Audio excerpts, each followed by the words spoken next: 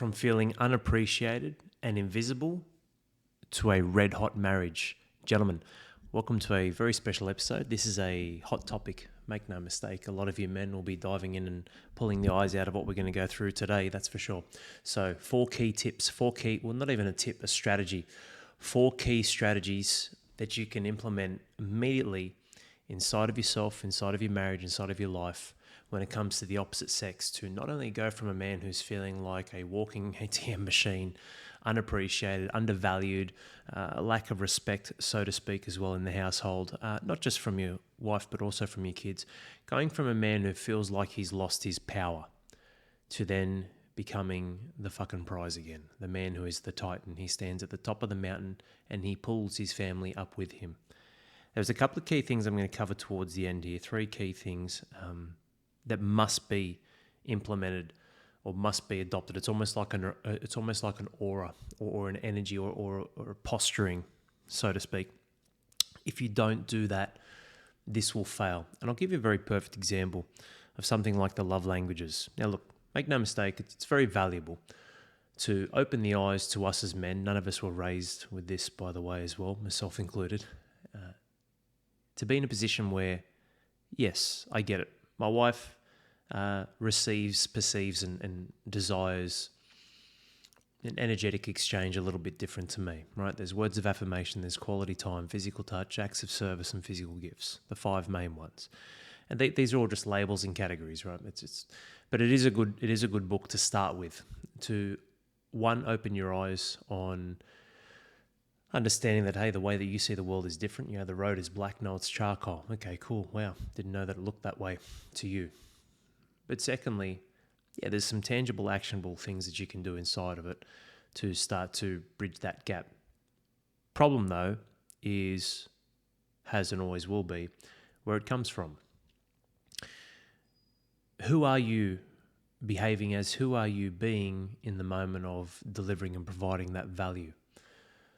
Really, really important. So let's say my wife's words of affirmation, which she is, and I'm going up to her, crying in her arms every single day, saying, hey, I love you so much, I'd be lost without you, you mean the world to me, you're just the best thing ever. It would get to a point where she'd be like, well, and that point would be day 2, where she'd be like, fuck man, you're like a fucking mate, you're like my 4th child, get away from me, okay? I appreciate it, but it's too much, it's too soft, it's too weak, too feminine. If I just grunt and groan and say, hey, you're a good mum, just walk off, she'd be like, what the fuck was that? Would I marry a rock? It's about having that chief energy, but we'll get to that at the end. Pulling her in close, hand on the ass, hey, I'm glad you're the mother of my children, you're doing a fucking great job, keep it up, babe, love you, walk off, get on with my life. Whoa, there's the chief, there's a bit of Viking, bit of Panda. So delivery is everything. It really is. It's not what you do, it's how you do it. That's so true, man. It's so true. It's not me just sitting here monotone or rattling off a whole heap of words and all of a sudden, hey, we're having game-changing plays here. It's going, no, how do I become the embodiment of this message, the value that I'm delivering to you today? So 4 steps, 4 strategies that you need to implement to go from being a man who essentially feels invisible. It's like, it was hot, there was romance, there was other things early on, but now it's like, okay, we're married. Okay, we've got a child. Okay, maybe we've got 2, 3, 4. Okay, we've got mortgages, we've got bills to pay. We both have jobs. I have a job, I'm the breadwinner, or we're ships in the night. I'm doing shift work, you're doing shift work. Okay, we don't spend much time together. Okay, little Jimmy's fucking sick. Okay, we've got these birthdays and these parties and functions on this weekend. Where the fuck are we going to get some time together? Okay, boom. No longer is it just you and me. And no longer do all those little things that I just went, oh yeah, that's kind of cute. Acute. You're a fucking pain in the ass. You're irritating me. You're pissing me off with this shit that you're doing. And that's how a lot of you will feel towards your wife. And that's tough, man. One golden rule I will say though, like I know I give some examples. I'm very transparent with in certain areas, not everywhere obviously. I like privacy in my life too. Privacy, as some people call it. Don't know how. But no, while I do that, you should never be talking shit about your wife. Like, I will never talk shit about my wife, bitch or whinge or complain about her to anyone. That's fucking disgusting. That's the shit that I grew up around in certain working environments, not in my family, but in working environments. and it could be blue collar, white collar, like just on site, whatever it is. And you got all these guys just talking shit about their misses, and I'm like, oh, is this what life is? Is this what I'm looking forward to as I get older? Obviously, a young man or teenager just watching in an extremely poor environment, obviously. So that's the golden rule, man. Never talk shit and never fester that shit about your missus to anyone. But yeah, I'm going to give examples here. And look, you know what? There are times where your wife will irritate you. Corinne's her own individual just as I am. So there's going to be things that are never in complete alignment.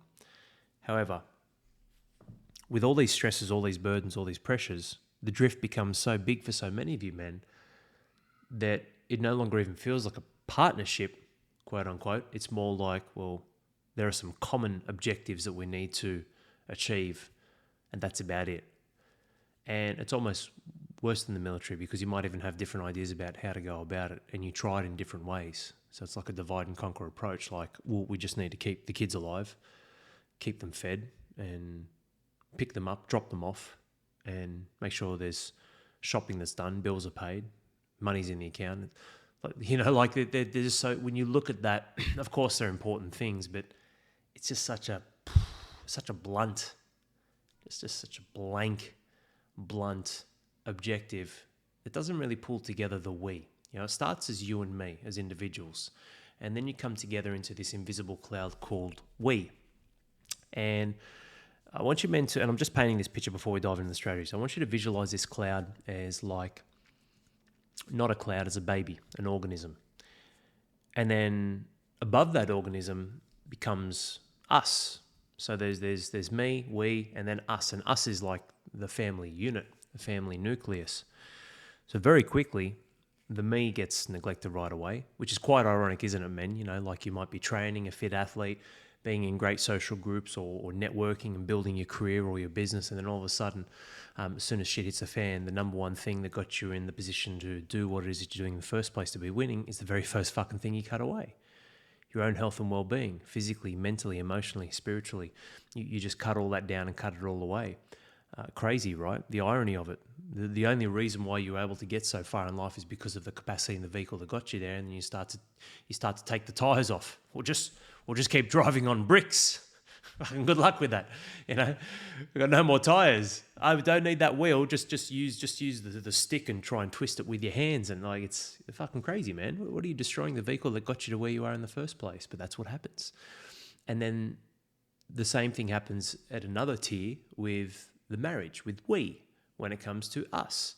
You start to break down all the things, all the stuff that you brought together and created with your wife to put you in a position where you've got a loving relationship and loving home and household, and you start to pull all those pieces apart because of the kids, because of parenting, because of the stresses and pressures of life. Crazy, this juggling act.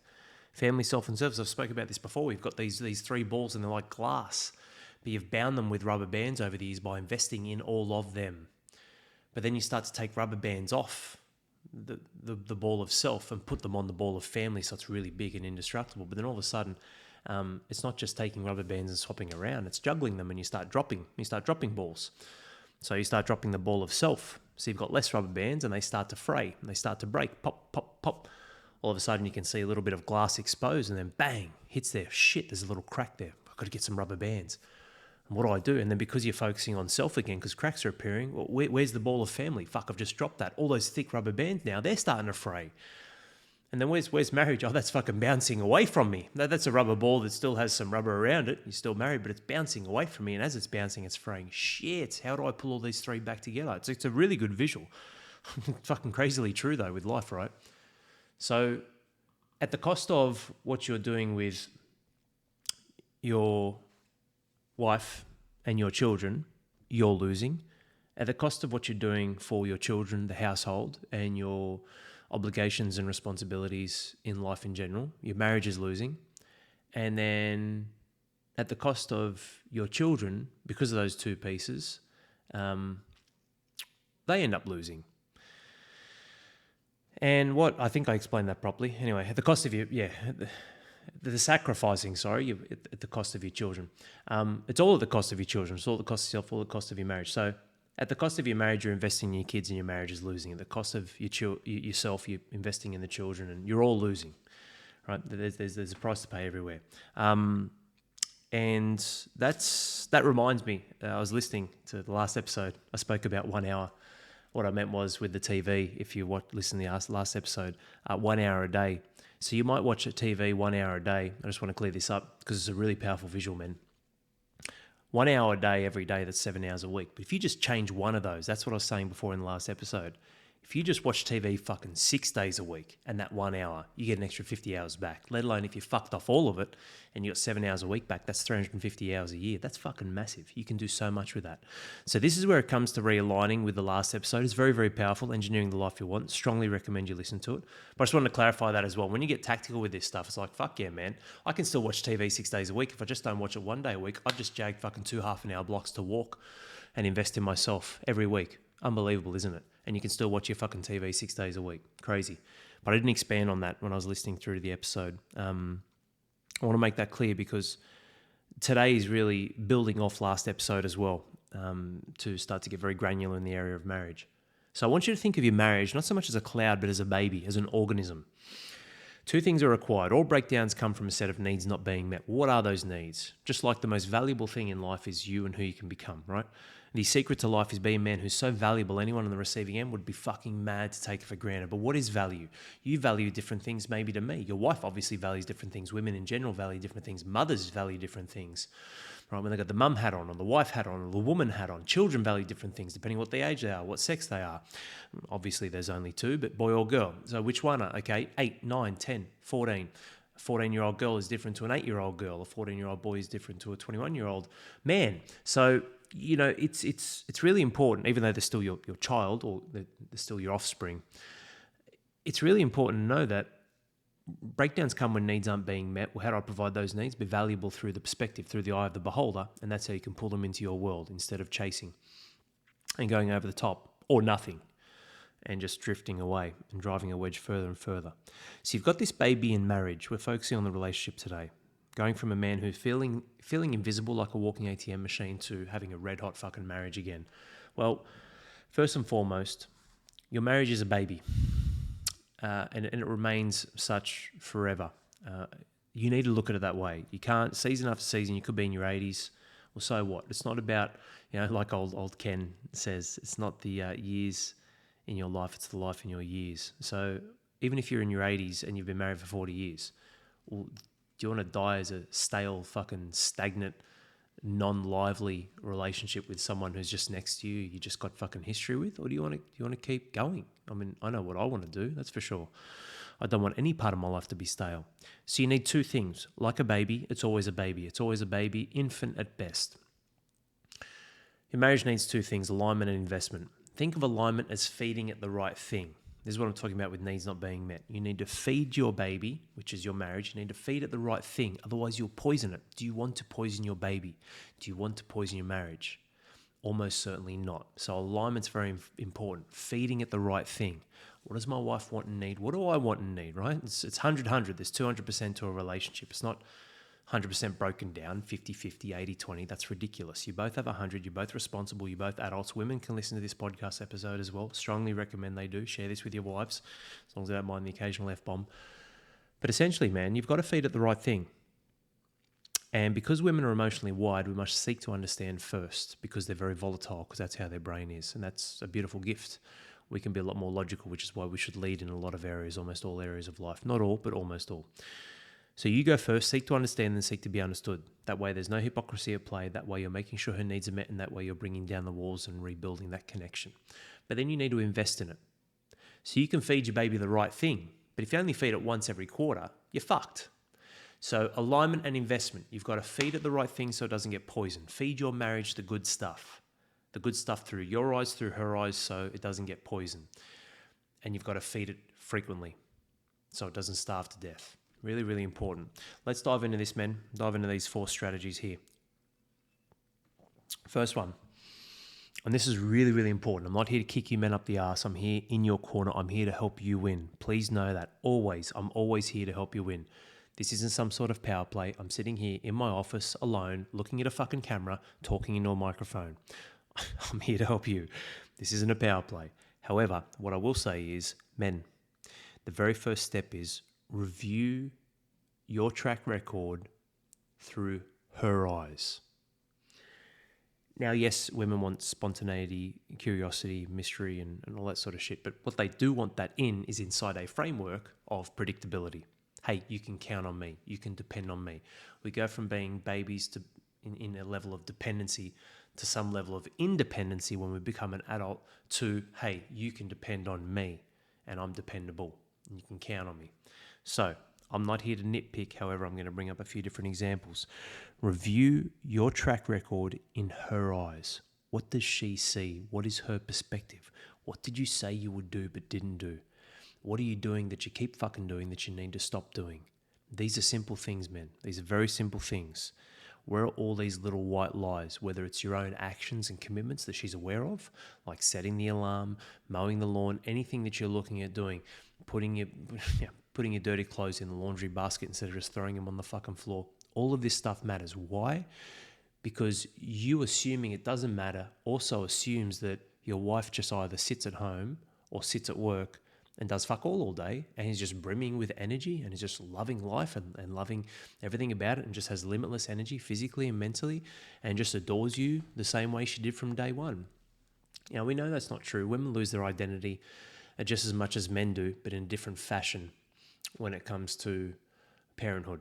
They lose it earlier, for sure, without a doubt. They lose it earlier. Men, we lose it later. We lose it typically when there's been several years that have passed and you're like, fucking hell, man, what is this grind that I found myself in? I'm busting my ass working.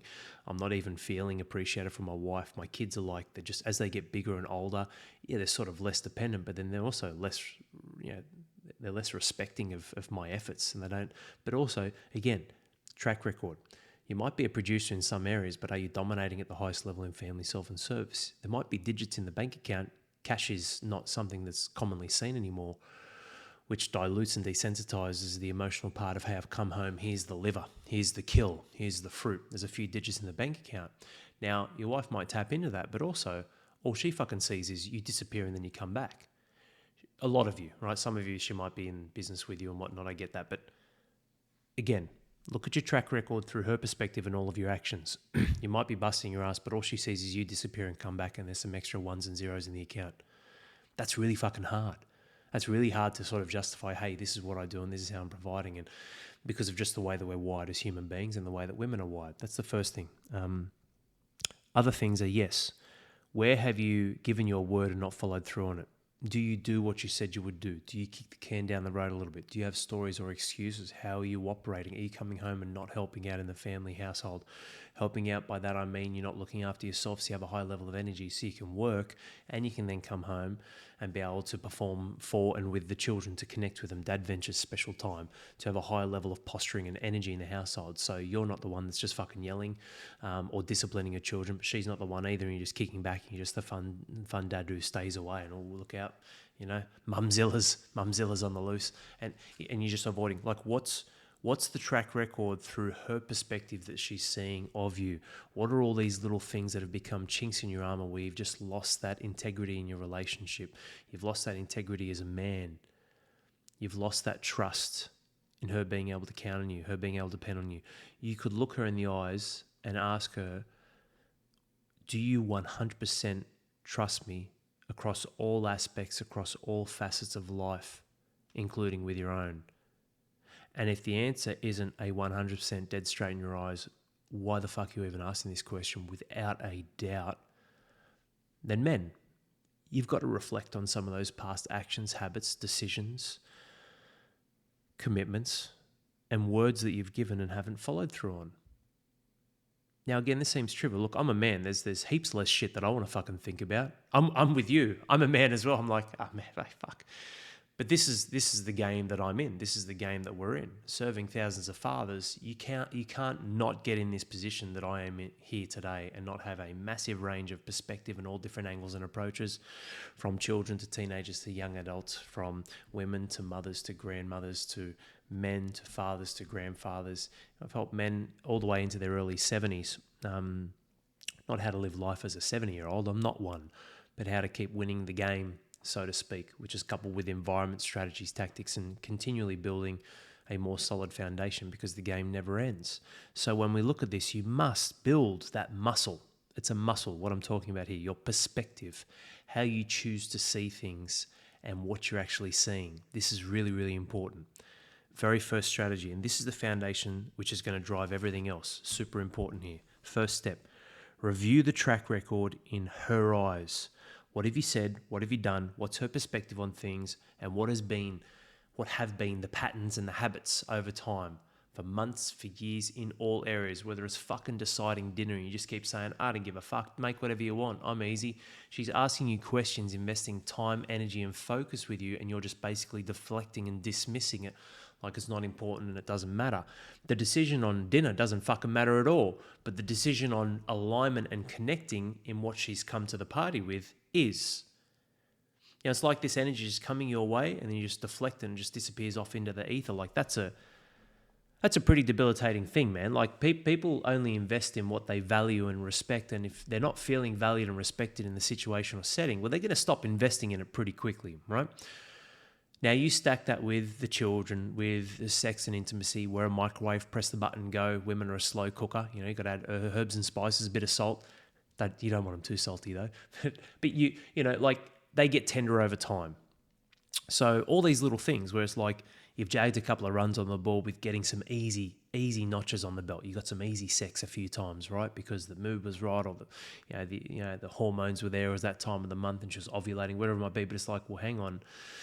Sooner rather than later, man, you're going to be killing the goose for the golden eggs, and you won't be getting any more golden eggs if you don't apply yourself at what the living arrangements have been over a period of time through her eyes. What does she see? There's a really important thing that I ask myself every day, thing/question. You've all heard the term, you don't know what you don't know. A much more valuable way to phrase that, though, is with questions. Questions provoke thought. Statements aren't bad, but they can die a bit quicker. And unless the statement provokes questions inside of your head that then provokes thoughts, then yeah, statements are fucking useless. Well, I'm not big on all the cliche mindset pieces unless they provoke questions, which then provokes thought. So if I say you don't know what you don't know, you're like, oh yeah, you're right. You know, I don't fucking know what I don't know. Like, bang, it ends. But if you ask yourself the question in an area that you're not really fulfilled, the rewards aren't there, it's not really tracking the way that you want it to, aka marriage, feeling invisible, unappreciated, unrespected, it's worth asking the question, what don't I see? What don't I see? And all of a sudden you can go third party, third person view, and remove yourself from yourself, and then start to look at it through, well, the equal to that of what don't I see is, well, what's my wife seeing? What are my children seeing? What are my workers or colleagues seeing? What would a different version of Al see? What would an Al without the blinkers on see? What could be true that I can't see right now that's happening that's sabotaging my marriage and relationship? That's a good one. So, man, the very first thing is review the track record, because from there, then you'll start to understand, and it's not always bad, but yeah, what are the good things I'm doing? But more importantly with this, it's the first step is stop doing all the fucking bullshit that's fucking up your marriage. Now, always takes two to tango. The other three key points are important when it comes to these strategies to create that red hot marriage again, but very, very important to look at it and go, okay, what are the dumb choices? What are the stupid patterns and habits that are obviously happening all the time? I spoke about this in the last episode, man. Like, your wife knows if you're hooking into fucking pornography. She does. There is an energy, there's an aroma about you. You think you're clever, you think you're smart. No. They know. They're not dumb. They're very intuitive. So review your track record. Well, and again, perspective. Look at this bluntly. You're saying no to her, even if she's denied you, right? Because you haven't turned the slow cooker on. So even if she said no, don't justify it by saying, oh, well, she said fucking no, so I've got to get an outlet anyway. No, fuck that off. Even if she has denied you or said no, there's a reason. Now, are all of the reasons something that is just tossed up in the air that you have zero influence or control over? Highly doubt it. There's always something at play here. So she said no to me, so I'm going to go do this. Well, then look at her. So it's not the right time because of other precursors to the moment, because sex is a lag measure. It's after the fact of all the other things that just led to the moment. So when you're saying no as well, when you say yes to things like pornography, then you're also saying no to your marriage. You're saying yes to some fucking slut somewhere else all over the world getting nailed by some other bloke. Like, it's fucking crazy, man. So these are the little things. Through her perspective, her eyes. There's a really important one, another good one here. If you had a board of directors, I'm trying to think of it's one of our documents. Phenomenal resource, actually. How to create better outcomes. Has a series of questions in family, self, and service to ask yourself. But it goes something along the lines of this. If you had a board of directors for your business called life, right? So if you had a board of directors for life, and they followed you around everywhere you went, would they be proud of what they saw? What would they advise? What would the board see? What would be their judgment and calculations? So you look at your life as a whole. So they're seeing everything you do. Imagine that. Imagine there's an entity that's seeing everything that you do every fucking second of the day. Not so much thoughts. I know thoughts creep in and they come in, but you also don't have to act on them. You don't have to vocalize them either. So we can all get weird, stupid, crazy, shitty thoughts. But you can fuck them off as well. But your actions. If you had a board of directors of life, your life, watching you and following you everywhere you go, would they be proud of what they saw? Here's another way to ask it. If the whole world followed you, would you be proud of where you took them? This is why it's so important. You might think your wife doesn't know, but this is an energetic level. This is an energetic frequency that is creating a drift, a disconnect between you. And it's a real thing, man. It's a real thing. Hard though, right? Breaking your back, providing for the family, working, do fuck all for yourself. Well, mate, too fucking bad. Welcome to life. You've got to apply yourself a little bit more and you've got to start focusing on this stuff here. Otherwise, you will lose everything and it's not worth it anyway. And even if everything doesn't result in divorce, you'll lose everything in opportunity cost of the marriage and the life you can have, live and lead, and also provide for your children through what they see every fucking day on how to be a man, how to be a husband, how to be a father, or what to look for if you have daughters in a man, husband, and father. Opportunity cost is massive. It's way bigger than divorce, actually. It's huge. It's irreversible. It's irreparable. So, men, dial it in. Give me a little bit fucking more. Let's focus. Let's be sharp and start to look through her eyes. What is she seeing? If I had a board of directors of my life following me around everywhere, what the fuck am I doing where they'd be like, man, you are burying this business. What the fuck is wrong with you, man? What's going on here, and here? I'm not here to be hard on you, men, but as soon as you can see that, acknowledge it, and own it, guess what? You can fucking do something about it. That's extremely powerful. What an empowering thing. It's like, fuck yeah, man. I've got way more control than I think. Very first thing, review the track record in her eyes. What that does is it helps you see from a different vantage point and also helps you remove the stories and the bullshit that you feed yourself that isn't you, it's the little voice inside, that little devil, that little motherfucker that we've got to keep in his cage and keep in his place. Right? He will never leave. He's part of you, but you can control him and you can be in the driver's seat. First thing, review your track record in her eyes of what you've done, what you're doing, and what is sabotaging your relationship. Through her eyes and through a different perspective that removes the fog, removes the beer goggles on yourself, that you're the fucking man, right? Everyone should just grovel at me. Really important. Humbling, but very important and very powerful because guess what? You can do something about it. Second point, get clarity on her needs. This is important now. So you've gone from identifying what are the things that are sabotaging my relationship. Great. These are the things that I need to just start removing or dissolving, or cold turkey, fuck it off. That's just ridiculous. If that includes sharing with her, great. If it doesn't, no worries. Just do it. And all of this comes with a fundamental. So those three keys I'll talk about at the end. You do it just because. Why? Because you're the fucking man. Because you're the king. You're the big dog. You do it just because you're an amazing husband. You're an amazing father. Zero expectation return. Doesn't mean you stay away and you never initiate, but yes, that's got to be the play here. I do it because I'm the fucking man. It's because of myself and my own solace and resolve inside of who I am and my integrity and how I operate as a leader. What's the benefit? What's the bonus? Oh yeah, you obviously benefit and you get some too. You win, the kids win, everyone wins. Second point, get clarity on her needs. Now, it's got to be fair for both of you, but you need to lead this. The way women are wired is very emotionally regulated, which also means emotionally volatile, which also means in the present, there's not always the guarantee of stability. That's not a bad thing, but a lack of stability can be, absolutely, which is why you need to lead. You need to go first. What I mean by that, men, is, yeah, okay, welcome to life. It's fucking hard, but You'll need to initiate and lead on changing things because she won't. She'll continue to fabricate stories, reinforce them. That's her existing reality because of how she feels. So those feelings are going to drive that reality. And then that's just going to reinforce this spiraling down and drifting away from you. It's why you need to initiate, lead, and not change her, but influence the opportunity and possibility of how she sees you, rebuild that recording inside of her subconscious, and then things will change. And she will change. And you'll both change for the better. That's so important. That's not to take women's power away, but you need to understand exactly what her needs are. Get clarity on that.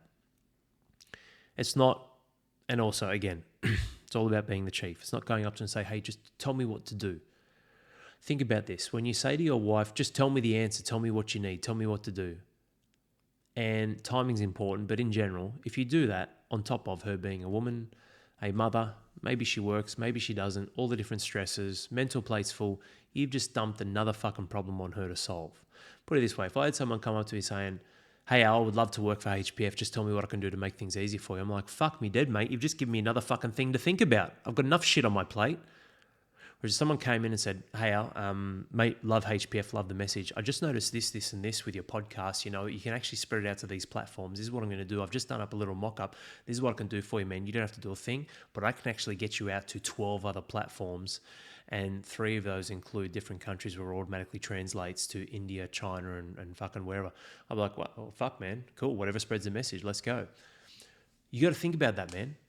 Like when you just say to your wife, just tell me the answer. Tell me what you want. Tell me what you need. No, it doesn't work that way. And this is where it's not games, but it's the art of bringing the walls down to open and invite her to sharing what is that she desires. So it goes something like this. Hey, Krim, what would you rate me as a husband out of 10? And look, I'm okay with the answer. I understand that score changes, right? We've got the kids, we've got work, we've got all different commitments, but what would you score that? Okay. Wow, an 11. Thank you, darling. I'll see you later. 7. Okay, yeah, fair enough. Look, I appreciate that. And obviously, you know, I don't take any of that the wrong way, but what I'd love to know, like, what do you think are the great things that I'm doing right now? Just because I'm all about being a team here too. And I know I see life through my eyes, so I want to understand a little bit more through your eyes. So tell me so I can make sure that I'm continuing to serve you the right way. What are the best things that I'm doing that contributes to that 7? Oh, well, you know what? You're just an amazing father. You do this with the kids, or, you know, anytime that I need your help, you do help me. You're pretty good there most of the times instead of just ignoring me or blah, blah, blah, blah, blah. Cool. Awesome. No, look, I appreciate that. I actually never thought of that. I didn't realize how much that helped you. Thank you for sharing that. What do you think's contributing to those 3 points that are missing? Now, I get it, perfection doesn't exist, but in a perfect world, hypothetically speaking, what do you think would get those 3 points up? You know, what would, I love the what would need to be true question. It's a good one. It's a good framing. But yeah, what would need to be true for you to be like, wow, Al's a 9 this week. He's an 8 this week. So maybe it's not the 10, but I've gone up a couple of points. What would need to be true? So you're looking back, it's been a week now, and you're like, hey, hun, you did this or you did that or that. Cool. How do you want to feel when it comes to our relationship and marriage? Feelings are very important, men. You need to leverage this. How do you want to feel when it comes to our marriage and relationship? What do you want to feel? What do you want to see? Like, how do you want to embody our marriage, our relationship? What does that look like? Well, I just really want to feel, appreciative for how hard I help with the kids. Or you guys will get fucking answers you don't even know exists. You're like, what the fuck? We're talking about my marriage. And you start talking about the kids. Like, you'll get things, and this is what I'm going to lead to my next point, three things you can help her with right away.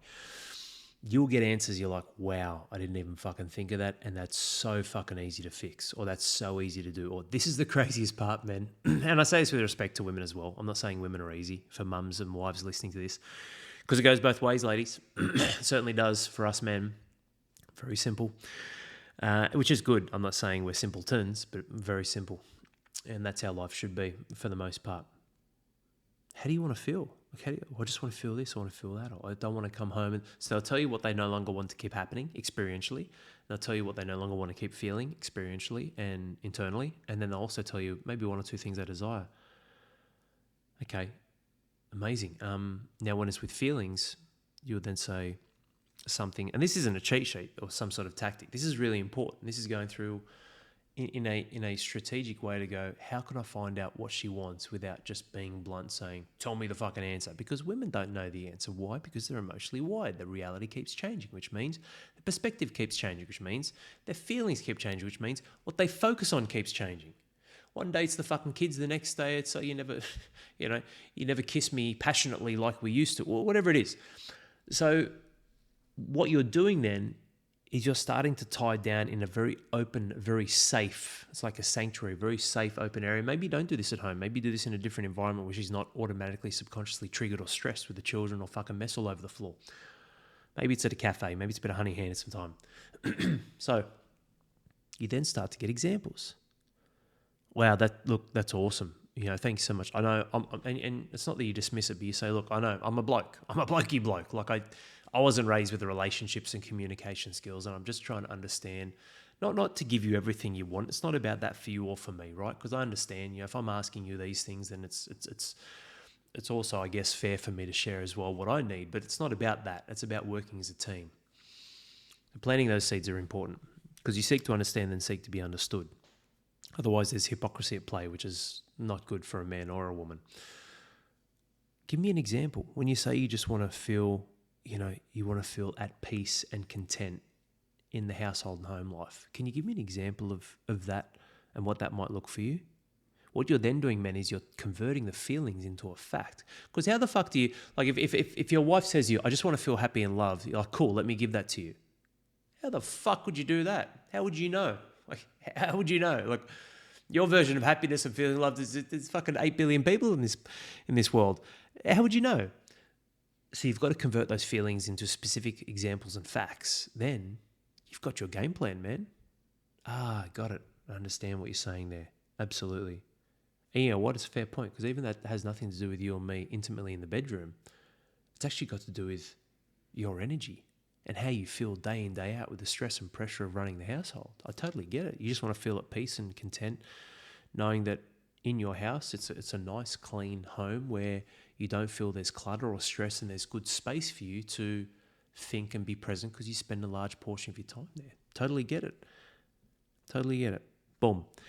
First, review your track record. Start fucking off the shit that you know is damaging and sabotaging your relationship. Second, get clarity on her needs. You don't have to give all of them. You don't have to agree either, right? She's just sharing her position. You don't have to agree that's the only way or the way, or you don't have to prioritize them the way that she does. By the way, how good's this mug? I know those who are on the podcast can't see it, but this Garfield Alex mug is from Australia's Wonderland. It's like fucking nearly 40 years old or some shit. Mum loves it. Every time I take a picture and send it to her, it's the only one that survived. Men, get clarity on her needs. Now, you want to go straight for the kill here? Fuck, boys. You cannot miss the mark here, and women or wives listening to this will absolutely agree. Here are 3 things you can immediately do without even seeking clarity on what she needs to help her right away. You've got to help her fill her cup first, physically and mentally, and you've got to give her time and a different environment. So that's one thing. I guess you could make it 4, but no, let's keep it as 1. So you've got to give her an environmental shift, right? And obviously that comes with time. So physical, mental, and environmental. What does that look like? Corinne, I understand you've had the kids all week at school holidays. This Thursday afternoon, I'm clocking off work early. Stay home, go out, do whatever you want. I'm all good either way. But I'm going to take the kids and I'm going to leave the household and I'm going to take them to the park for 2 hours and just give you some you time. Boom, straight away, what have I done? Whether she stays home or not, I've changed the environment for her. I've allowed her the opportunity to fill her mental and physical cup. Mental space and workload is making decisions, the safety of the kids. You guys know that. How crazy is it? When you start swimming and go in a pool, or when you have kids, you don't realise, like, even at the park or near roads or at the beach, it's like, man, it's this stress that's, I don't know about you guys, but for me, it's still there. Not as much as my wife, but this stress is always there. Always there. Can the kids die? Can they die? Can someone steal them? Can they drown? Can they fall over? Can they get hit by a car? It's always fucking there. You go to a park, go to a reptile park and go out for fun family adventures. Go on rides at the local fair, fete or carnival. And it's like, man, it's always there. So You need to remove that completely. And also mental is decisions, making decisions. Don't just go with the fucking flow. Don't be a panda or pussy. Call some fucking shots and follow through on them and take lead. A real woman wants a real man to lead. The end. Women who are lady bosses, little miss independent, fucking feminism bullshit, blah, blah, blah, blah, blah. Real women know deep down that's a fucking scam and it's not true. Why? Because the world is built by fucking men and the world exists and is allowed to thrive and be populated because of women. You cannot separate those roles. Now, you can integrate them and you can have crossovers, but you cannot deny that there's no such fucking thing as independence. Do you create your own fucking oxygen, right? Are you your own living tree? You convert carbon into oxygen? Do you fucking supply and do you create your own water and hydration? Right? Did you just fucking click your fingers and an animal appeared that you killed and ate? There is a level of dependence across life, the fucking end. Now, I know I'm being a smartass here, but it's not really much as a smartass as opposed to the truth. We all fucking depend on something in this world. Now, when it comes to women, I'll put this to you ladies and for you men to think about. When a woman has lots of money and she's old and alone with a few extra Louis Vuitton and Chanel bags, is she really fucking fulfilled and happy? I've seen so many videos now of multimillionaire older women in their 50s and 60s saying, don't do it. It's a fucking trap. It's a fucking scam. Even the founder of feminism fucking flipped the script. She no longer supports it. So when you look at this, it's like, no. The greatest gift of all, is the gift of the mother who can look out in her 80th birthday, see 50 or 60 fucking people there and say, they're all there because of me and what I created. And that's a beautiful gift. Like, motherhood is so fucking cherished and important, not even fucking celebrated or acknowledged in these days. There's just all these funny fucking memes and bullshit, everyone's trying to fucking one up each other on social media. I'm fucking funny. I'm funny. And it's just become this big fucking circus of memes and bullshit on taking the piss out of fucking everyone dying in motherhood, fatherhood and parenthood and life.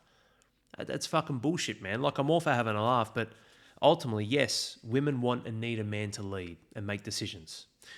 You're taking the kids to the park Thursday afternoon. Oh, guess what? I've also organised actually a half an hour massage for you. Now, it's a voucher.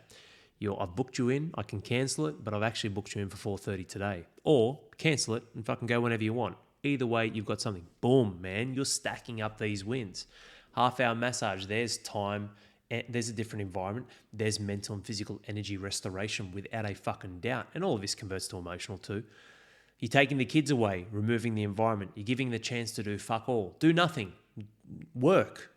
Clean the house. Do whatever you like. It's your call. I'm not the boss of you, Corinne. Do whatever you want. Like, that's how I operate with Corinne. It's always a push-pull. It's always neutral. Hey, I'm here to call the shot here. I believe you should do this, this, and this. I'm taking the kids away. You can do whatever you want, though. Your call. What am I doing then? I'm providing the pathways, and then what she chooses, hey, that's on fucking her, man. That's her responsibility. If I come home and Corinne's like, oh, I had a great chance to steam clean all of the carpets, I'm fucking exhausted, and she straight away gets snappy, I'm like, well, you fucking chose to do that. I gave you the environment to do whatever you want. I could have hired someone in for a couple $100 to steam clean the carpets. I told you to go get a massage and do this, this, and this. What you're doing is you're allowing them to take responsibility, but what's most important, men, is when it comes to providing this, you're giving them the pathway of what to choose or what their choices are. So you're not controlling them. It's autonomous. You're handing over autonomy, but you're doing it in a way that has their perspective focused on a few key things, such that by communicating the way that I'm sharing as an example, you're giving them the opportunity to do everything I'm fucking telling you. Invest in themselves. Give back to themselves. Fill their cup first. Because just like men are fucking martyrs, we're a fucking badge of bravery as we're lying down in the ditch, all fucked because you've been giving 100 over 20%. You're operating at 20%, given the whole 100 of that every fucking day for years, and now you're destroyed. Guess what? Women do the same thing too. So, 3 very simple ways right away. Very first step is review your track record, man, through her eyes and look at the things you need to fuck off a little bit. The second step is get clarity on what she actually needs. It's got to be fair for both, though. It's got to be fair for both. And I'll come back to that in a second. One of the easiest ways you can do that is help them fill their cup mentally and physically and environmentally, create change. If you do that and take over that and help and support them straight away, guess what? You're the facilitator who gets the reward and the thank you for doing this for me, firstly. And secondly, You want to have some nookie, some honey and handsome time and get jiggy with it? Well, guess what? You've just given her more fucking space in her head to think about the beautiful thing you've just done for her, firstly. And secondly, you got more fucking energy so you can jump into the sack and hook in.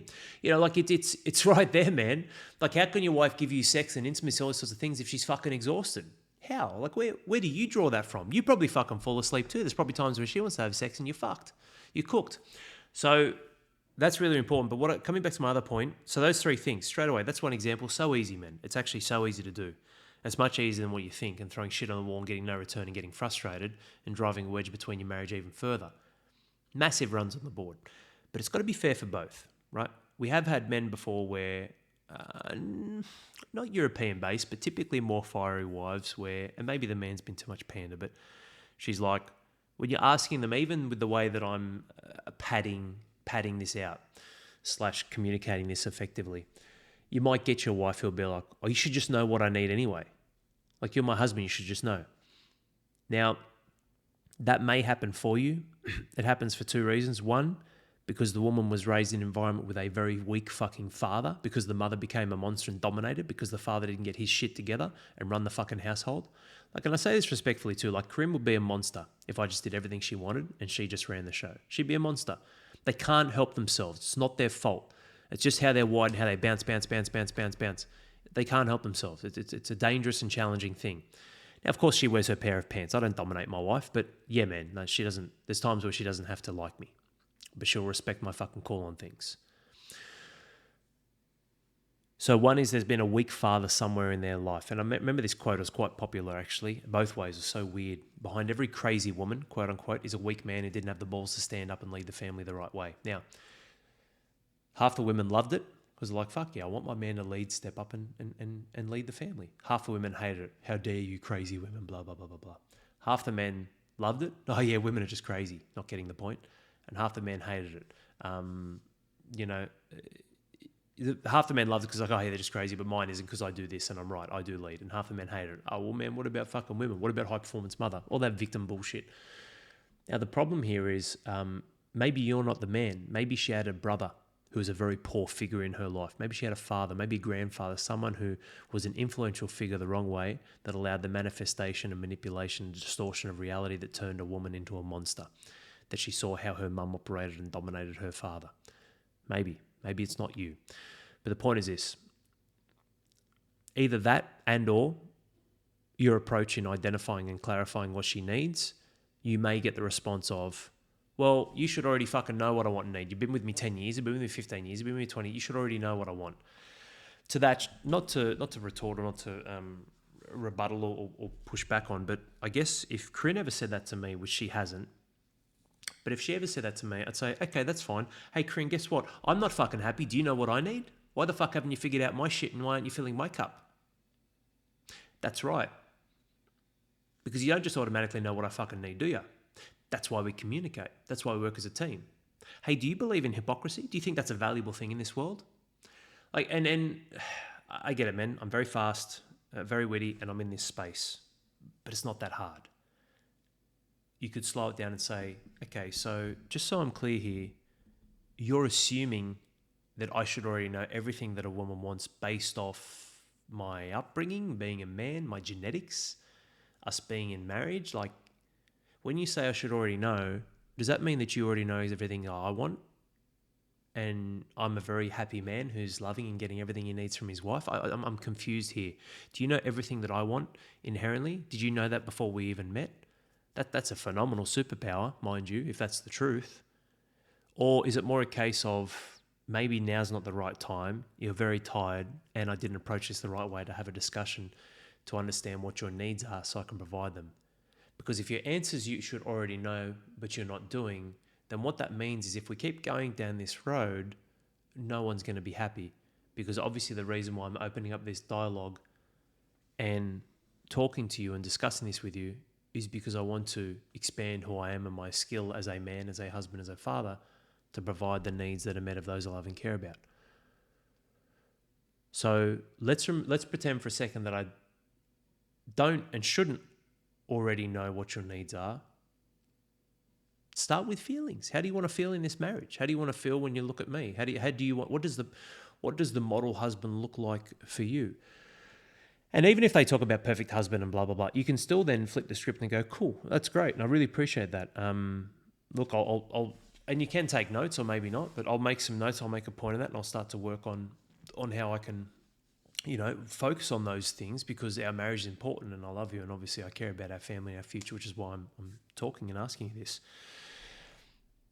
So are you open to me sharing my needs as well, though? Like, I'm happy to do, like, do you think it's fair as well that I just share my position on a couple of things that I would like and need and desire? So that's what I mean by it's got to be fair for both. Like, if you have a wife who says, nah, not interested in helping you, you just got to do everything for me, well, that's a fucking... Man, that's a different conversation. Okay, just so I'm understanding clearly, because that's very fucking hypocritical, you've just laid down this whole list of demands on shit you want me to fucking do for you, and you're not even open to listening to what I need? Is that what I'm saying? So let's put the shoe on the other foot. If we're in the position right now where I just outlined everything that I want and need to you, man or woman, doesn't fucking matter. This is not bound by sex. And and then you asked me what you needed, and I just put the wall up, put my hand in your face. You're sweet with that. You're good with that? Or you would be. Okay, cool. Well, let's do that then. Hey, I want fucking this. Boom. Obviously, that's not wholesome. That'll get very fiery very quickly. However, if you find, men, that you're having a few different conversations, this is why it's important to be the chief. You probably don't have the strength and the steel. She probably, you potentially have become a possession of hers. She believes you're always going to be accessible. You're a man who's probably not threatened, but never been in a position where you would be willing to walk away. Like, she knows you're there. She knows you're never leaving. Like, you've become a commodity in the household that she can willingly trade with your emotions on the daily and what she chooses to engage or not engage with. You got to get your power back. You got to be the chief again. Solid episode, man. Solid episode. We're going to go through the next two. They're not as long, but those first two are very, very important. What are the things I need to just stop doing through her eyes that I know is sabotaging the relationship? What can I control? What can I do to enhance who I am and re-record the track record in her head and her eyes and her heart as well? Okay, get clarity on her needs. What does she actually need and want? And how can I position this? If I'm a man who has needs as well, we're communicating this respectfully and effectively where we're both on the same page. And that means you 3x to her 1x, so be it, man. You're moving forward. You're making progress. You're a fucking man. You have more power, more energy. You're a leader. That's life. Welcome to it. Easy way to start implementing that: help her fill her cup mentally, physically, and environmentally. Change the space for her. You do that, men. You do that once a week, you're going to start hitting some home runs pretty quickly. Not that they're needed. All you need is singles, right? Just keep moving forward. Points 3 and 4, create a framework of expectations and then follow through and be dependable. Point 3, create a framework of expectations. Cool. Thank you so much, Corinne, for sharing all of that with me. This is what I can commit to, right? Like, you talk about how you're driving every day with the kids or something, with school or whatever. I can actually pick Stella up from this, or I can pick her up from ballet every fortnight here. I can do so. So fellas, this next piece is critical. You've got to create a framework of expectations. Oh, cool. I'll do the laundry every single day. I'll wash the dishes every single... When you start overcommitting and stretching yourself, which you're probably already doing, guess what? You will lose, you will fail, and then also guess what? You are no longer a man of your word. Bang. The track record is repeating. Instead of that, be a man of your word. I can't do that. I'm sorry. I've got work. I can pick the kids up here. I can meet you there. This isn't a compromise. This is teamwork. I've got commitments here for myself, for us, and for the family. All 3 areas need to be fulfilled. I can't give you 2 hours today. I'm going to the gym. I need to fill my fucking cup physically and mentally, have an outlet. But I tell you what, when I come back, you'll get the best hour of me. And in that hour, I'm going to prep dinner tonight. It's Wednesday night. I'll do dinner. And also, I'm going to take the kids out for a quick walk. Give you about 20 minutes to yourself. We're just going to go for a little loop around our block, come back, dinner's set, bang, we're on. I can do that Wednesday. And you know what? I'm looking at it now. I can do that every Wednesday. But I can't do that 3-4 days a week because I've got to do this, and this. You've got to create a framework of boundaries. Your no's are just as fucking powerful, if not more powerful, than your yeses. Why? Because it enhances and amplifies your yeses. And the gravity of the choices you make in giving your word and following through also magnifies your fucking attraction and value. Well, he said no and he fucking meant it. He said yes and he fucking meant it. He didn't do this and he said he wouldn't. Good. He did do this and he said he would. Good. They know where they stand. You must create a framework, men, of expectations, standards. These are the commitments. This is what I can do. This is what I can't do. This is what I will do. This is what I won't do. This is what I stand for. This is what I don't stand for. I know there's lots of mess in life in marriage. I know there's lots of grey areas, but more often than not, man, you cannot be fucking sitting on any fence. It's fucking yes or no.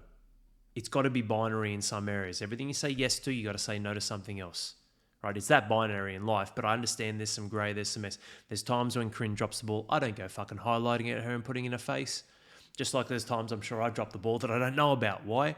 Because she fucking gets on with it.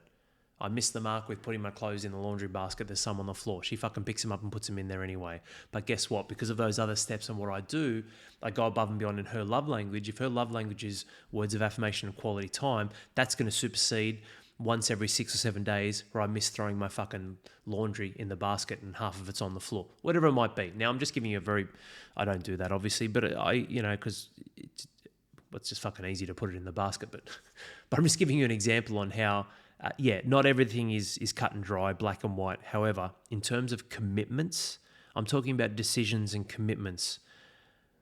Yes, as often as possible, you must be a man who is stable. So he has that stability in the yeses and the nos, and he also has the flexibility to adjust only when it's necessary. Hey, Lillian fell over and she fractured a fucking arm at daycare. I got to take her to hospital. Hey, man, no dramas. I'm not training today. I'm going to go pick Stella up from school and I'll look after her and Roman and I'll get shit sorted out tonight. Don't worry about it. You take Lil down to the hospital. You do what you need. I'm here. I got your back. Boom. What I'm talking about, men, is the 99%. It's the day-to-day running in the household. Of course, when accidents and other things pop up, you adjust, you're flexible. You don't replace, you just reposition. I'm still going to get that training session in, men. I won't miss it. I just won't do it now. This is so important. Otherwise, you just overcommit to everything. You re-record a poor fucking track record. You're doing too much, so you can't dive deep. You can't have her fucking quote-unquote love languages met, which means you're not clarifying, you're not following through on what she needs. So what she clarified on her needs, you can't follow through because there's too much other shit. You're in a whirlwind. You're in the whirlwind again. You can't do it. So number 3 is so important because without number 3, number 1 and 2, 1 repeats and number 2 never gets executed on. You just re-record again, same track record, and you don't actually give her specifically what she needs. The reason why this is important for you, men, is because women want fucking everything. They just don't know when, where, how, or why. So it's on us to influence and adjust and show them what's most valuable, most important, and help them focus on what's going to yield the best fruit and ROI. 4th point, follow through and be dependable. This is where it comes down to these keys. Man, you've got to follow through on this. Those first 3 steps are valuable. The 4th step is consistency, essentially. Follow through and be dependable. Women are wired like a 6-lane highway between the left and right brain, which means they're more emotionally regulated, more emotionally volatile, more emotionally and more physically and more factually unstable. It doesn't make them bad, doesn't make them wrong. We're not. We're like a swivel bridge. We can be logic, bang, very high emotion. We've got 20% larger portion of the emotional part of the brain than women. That's why suicide, rage, murders, death, all that sort of stuff is bigger in men because we're tapping into a 5th more of the emotions with women. But we got to be stable, man. We've got to control that bridge and how and when it swivels and what we leverage emotions for so we can be aligned and connected. What I'm talking about here all comes down to value. People only invest in what they value. You invest your time and energy in HPF and these podcasts because you value them. You get something from them. If you didn't, fuck boys, 230 plus episodes, you wouldn't even be here. You wouldn't have even gone through 1 episode. You wouldn't even be listening now. People only invest in what they value. You've become a man who's very valuable. But point 3, you control when and how to apply it. You don't dilute your value. You don't saturate yourself. You don't become needy. You don't seek validation. You don't be desperate. You're not pushing and supplicating. You're creating a beautiful push-pull where it's like, I can provide this value. I can provide it here. I can provide it there. Not today. And it's not a manipulative thing. It's not a fucking tactic of trading or exchange or sales or manipulation or, like you're not selling your wife on when and how you can be the prize and when and how you can't. It's just your fucking life and it's your time and you'll never get it back. Hey, your wife's an important component and piece, but she's one of you as a man who's a husband, and then you as a man in yourself providing for the family and protecting the family, and you as a man as a father being there and raising the children and the family. So she's not the one. She's not the only thing in your life. So it's really important that you provide this value, but it all comes at a cost. There's always a price. There's always a price to pay. If I provide exponential amounts of value to my wife, guess what? I fall apart. I stop training, I stop walking, I stop investing in myself, I'm fucked. Same with you. That's how they're wired. You've got to be very valuable. When you're a man who is the prize and valuable by executing on these first 3 points, you don't just get me fucking any time. Point 3, create a framework of expectations. 1 and 2, I've re-recorded stability and track record in her head. Point 2, I know what she needs and I'm providing that. Boom, you pull her into your world. That's how you go from being a man who's fucking unappreciated and invisible to being the prize who's got a fucking red hot marriage. It's like, hey, Al can give me that. I want fucking more of that, right? I want more, right? Your wife wants more of you. She does. Why? Because you fucking gave it, right? You stroked her keys. She fucking wants more. She wants you to play the piano. It's so good, man. And the final piece is being the chief. This is how you follow through, consistently be dependable. Understand how they're wired so you're always leading. Be a man who's of high value. Execute on those first 3 points. Review the track record. Get clarity on her needs. Create a framework of expectations and do it as the chief. When do I need to be the fucking Viking? That's the man who's assertive. He gets shit done. He goes after it. He goes and fucking hunts for the family. And he has standards that he puts his foot down to his children, to his wife, to anyone. And when do I be just a little bit of panda? The softer. The undertone, the emotional connection, the emotional intelligence and awareness to be one step ahead of your wife or children, not for your own benefit or gain, but for the best outcome for everyone, so you can pull them through to greener pastures, to better experiences, to better moments, to more emotional stability, to have facts and feelings playing a beautiful balancing role in your life. That's your role as a man. Women and children are the most emotionally vulnerable and susceptible. Social media, all the other bullshit, all the other ideas and indoctrinations and things trying to fucking push them, A, against masculinity, B, against men and fathers, and C, in all these different points of dopamine or type consumption that pulls them away from their own identity, the family nucleus, and the life they can live of prosperity. That man. That's why it's so important for you to be the chief. And it all comes with its baggage. Heavy is the head that wears the crown.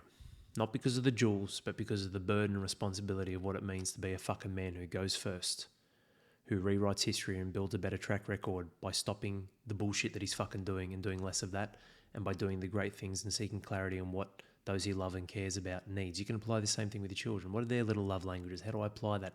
How do I provide that the right way? How do I create expectations and boundaries so I have healthy boundaries, say no, not today, not here, not this minute, not now? And then how do I do that consistently so they know what they get, they can depend on me and they can count on me?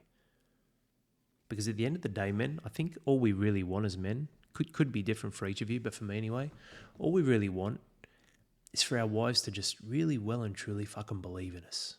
Just to fucking back us. To back us in and go, yeah, I got you, babe, because I know you're the fucking, you got the right stuff. You are the one. And I fucking believe in you wholeheartedly. And this is how. Appreciation, admiration, affection and intimacy, trust, honesty, loyalty, all these things that are so fucking rare in today's world, but you can have that. She's got her own troubles, challenges, stress, mental, physical, emotional, motherhood, the world, social media telling her she shouldn't be a mother, she should be all these other fucking bullshit things. Like, it's tough for women, men. It's a tough world for them. It's a tough world for us as men as well. That's why we need to go first. That's why we lead. Take care, boys. Hope this serves you well. And for any wives listening, I hope this provides value too. I think what's really important for the women who might be listening to this, or men who share this with their wives, is understand that women, when I talk about men being valuable in the prize, it's being more so the wife gets more too. This is for both of you. This is very important. It's not a cheat sheet or manipulation or any of the bullshit that all these other fucking programs are riding our coattails and trying to steal our shit and just give you all these tactics. Now, this is fundamentally a beautiful, energetic exchange between man and woman. The way that it's always been intended, the way that's so wholesome and pure that everyone wins. In the modern world, it's a fucking shitstorm with all this bullshit and chaos trying to convince us otherwise. The family nucleus is key. Being the greatest parents and raising your children the best actually comes down to what it is that the individuals, man and woman, are contributing as husband and wife to then set the standard for what the children are experiencing and being raised inside the household. Always in that order. So women, you got to do you first, invest in yourself. Don't pour from an empty cup. Men, because you can be more logically and factually foresight on what the best outcome is for everyone and that future focus and vision on what might help the woman who's knee deep in fucking mess and shit and nappies and other things. That's why you need to go first and help lead your woman, lead your queen to invest in herself. Then when both of you do that, then you come together and you're stronger, you're more powerful, you're a fucking team. And then when you do that, it's not you versus the kids, it's you and the kids. And as a family, you're unstoppable. Take care. I hope this serves you well. I'll see you in the next one. Cheers.